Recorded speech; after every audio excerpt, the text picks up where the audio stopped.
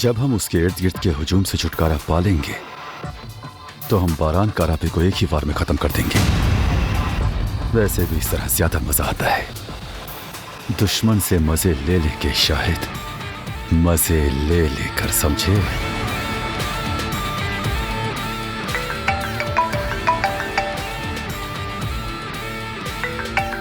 हाँ बोलो। तुमसे मिलना चाहती हूँ मैं। वो किस लिए? हॉस्पिटल बेचना चाहती हूँ। डिटेल्स आमने सामने बैठकर डिस्कस करूंगी। बहुत खूब। ठीक है, आता हूं मैं। मुझे आना कहाँ है? 2 घंटों के बाद जो लोकेशन भेजूंगी वहां आ जाना, वहीं मिलूंगी।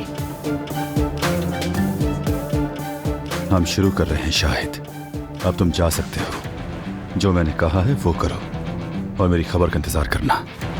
जी ठीक है बॉस।